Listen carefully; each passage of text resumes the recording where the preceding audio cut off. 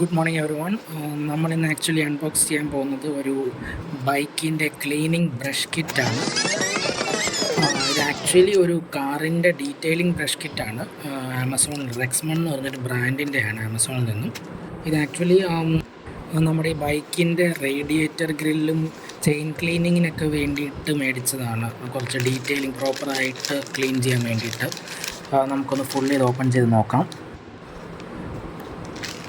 So ഇതാണ് ബോക്സിൻ്റെ അകത്ത് മെയിനായിട്ട് വരുന്നത്. അതായത് നമ്മുടെ ഈ ക്ലീനിങ് കിറ്റ്, ബ്രഷും കാര്യങ്ങളൊക്കെ വരുന്നൊരു മെയിൻ കിറ്റാണ്. അത് നമുക്ക് പുറത്തെടുത്തിട്ട് ഓരോന്നോരോന്നായിട്ട് നമുക്ക് സെപ്പറേറ്റ് ഓപ്പൺ ചെയ്ത് നോക്കാം. വരുന്നത് നമ്മുടെ വയർ ബ്രഷാണ്. ഈ ഹാർഡ് പാർട്സൊക്കെ ക്ലീൻ ചെയ്യാൻ വേണ്ടിയിട്ട്, ഈ തുരുമ്പും കാര്യങ്ങളൊക്കെ കളയാൻ വേണ്ടിയിട്ടാണ്. യൂസ് ചെയ്യുമ്പോൾ സൂക്ഷിക്കണം, പെയിൻറ്റ് പോകാതെ നോക്കണം. ബൈക്കിൻ്റെ ഒക്കെ പെയിൻറ്റ് പാർട്സൊക്കെ സൂക്ഷിക്കുക.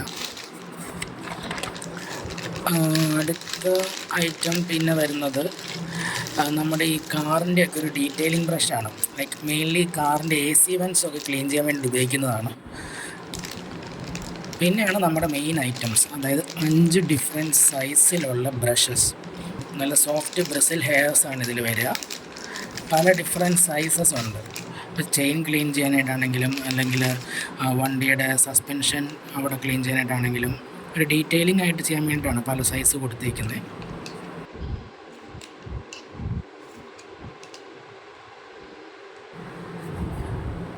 കണ്ടില്ല, നല്ല സോഫ്റ്റ് ബ്രിസിൽസ് ആണ്. അതുകൊണ്ട് പെയിൻറ്റ് പോകുക അങ്ങനത്തെ പ്രശ്നങ്ങളൊന്നും ആലോചിക്കേണ്ട, അങ്ങനത്തെ ഇഷ്യൂസ് ഒന്നും വരത്തില്ല.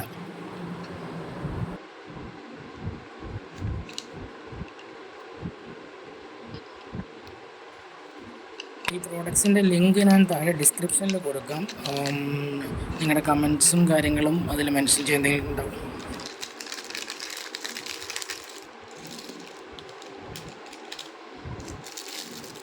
അതുപോലെ ബ്രഷിൻ്റെ സൈസും കാര്യങ്ങളും ഇവിടെ കൊടുത്തിട്ടുണ്ട്.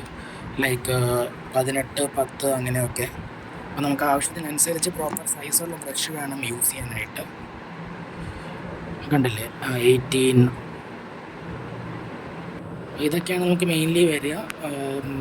ബ്രഷും ഈ പറഞ്ഞ വയർ ബ്രഷ് കിറ്റ്സും പിന്നെ ഡീറ്റെയിലിംഗ് ബ്രഷും കാര്യങ്ങളൊക്കെ. ഇത് ഞാൻ യൂസ് ചെയ്തതിന് ശേഷം എന്തെങ്കിലും പ്രോപ്പർ ഫീഡ്ബാക്സും കാര്യങ്ങളും ഞാൻ കമൻറ്റ് ബോക്സിൽ റിപ്ലൈ ആയിട്ട് തരാം. Okay, thank you everyone.